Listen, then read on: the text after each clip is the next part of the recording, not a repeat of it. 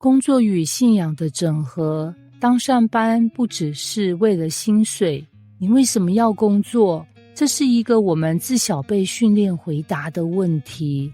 但有没有可能，你心里真正的答案其实是不工作会饿死啊，或者为了买房、养孩子，还有年底那台新 iPhone， 再或者更真诚一点，因为大家都在工作，不工作好像就失去存在感。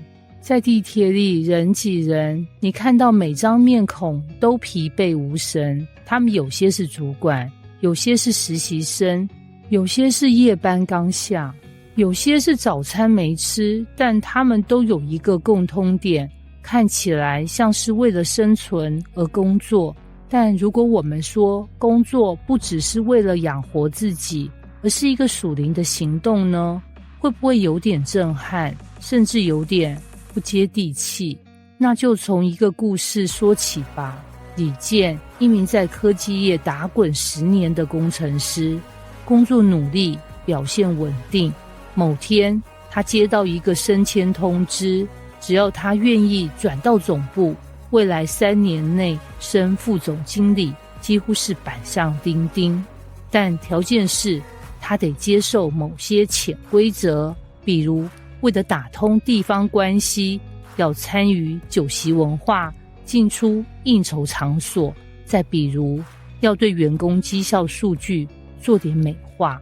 他内心挣扎数天，甚至找牧师聊了2次，最后他选择拒绝升迁，回到原职，继续默默地开发产品。外人看来他简直疯了，放着100万年薪不要，为什么？他只说了一句话：信仰不能只在主日，不能只在教会里。如果在办公室里我不能活出真理，那我跟不信主的人有什么不一样？他的故事让人佩服，也让人不安，因为这提醒我们，工作不只是我们的责任，还可能是一场属灵的征战。神关心我们的工作吗？很多基督徒有一个错误观念，神只关心我们的灵魂，我们的祷告，我们的奉献和我们在教会里的侍奉。但圣经的画面比这大得多。圣经里第一个出现的人类活动是什么？不是祷告，不是敬拜，而是工作。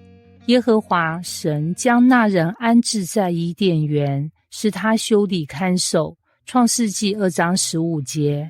工作不是亚当犯罪后的惩罚，而是神创造人时就设计好的使命之一。他要人管理、治理、修理、看守他所创造的世界。换句话说，你是一名老师，一名设计师，一名咖啡师，一名物流司机，不只是你的职称，而是你参与神国计划的方式之一。你所工作的地方，正是你被呼召的禾场。职场不是信仰的对立面，许多基督徒常常在内心把信仰和工作分开。主日是一个我，礼拜一到礼拜五又是另一个我。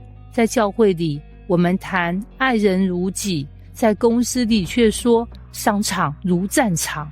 在小组里，我们谈诚实与正直，在开会时却说话要漂亮，不能太真。但这样的分裂会慢慢让信仰变成周末专属，工作变成神管不到的地盘。然而神的国不是只存在于教堂4面墙里，而是要进入每一个角落，包含你的办公室、工厂、教室、车厢、整间。问题是，我们愿不愿意让耶稣也做我们的老板？信仰如何在工作中活出来？你可能会问，难道我每进一个会议室就要祷告，每开一个专案就要传福音？不必变得怪异，但可以更真实。1. 诚实与正直。当你的主管暗示你调整一下报表，夸大一下提案，你会选择顺流而行，还是坚守底线？你的一个决定可能成为同事眼中原来基督徒是这样的见证。2、敬业与爱人。当同事犯错时，你是冷眼旁观、落井下石，还是主动补位、默默帮忙？你的行为中是否有基督的怜悯与温柔？3、分辨与倚靠。当压力逼人、难题压顶时，你是靠自己硬撑，还是学习在祷告中寻求智慧？许多职场决策不只是技术选择，更是价值选择。职场是宣教的前线，不是每个人都被呼召做传道人，但每个人都被呼召在日常中做见证。而你的办公桌、你的润会议、你的业务开发，正是你向世界活出福音的机会。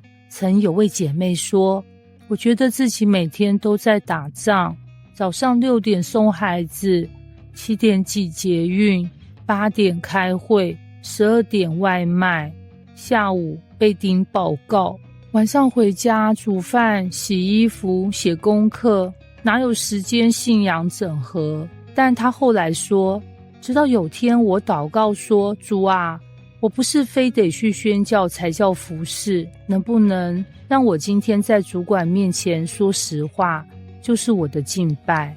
那一刻我突然发现，每一个职场选择其实都是一次敬拜的机会。如果工作失败了，还有神的计划吗？有时候我们会经历职场的挫折，升迁失败、创业失利、被裁员、被误解，这些经历容易让人怀疑，我是不是不够属灵，或是神是不是不祝福我？但我们看见，连使徒保罗也做过帐篷工人，耶稣在地上也做了木匠多年，成功与否并不决定我们的身份与价值。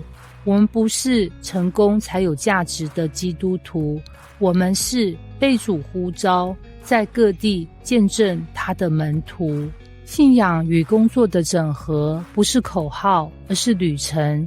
这样的整合不会一夜完成，有时你会跌倒，有时你会迷惘，有时你会怀疑，这样坚持值得吗？但请记得，你不是一个人在这条路上，在教会中，你有同奔天路的弟兄姐妹，在主里，你有那位与你同在直到世界的末了的主耶稣。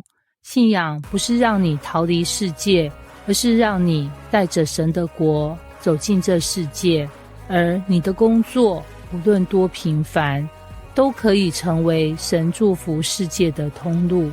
结语，你愿意邀请神进入你的职场吗？也许明天早上闹钟响起，你仍然会叹气，还是会舍不得被窝，但你可以选择用一个新的眼光出门。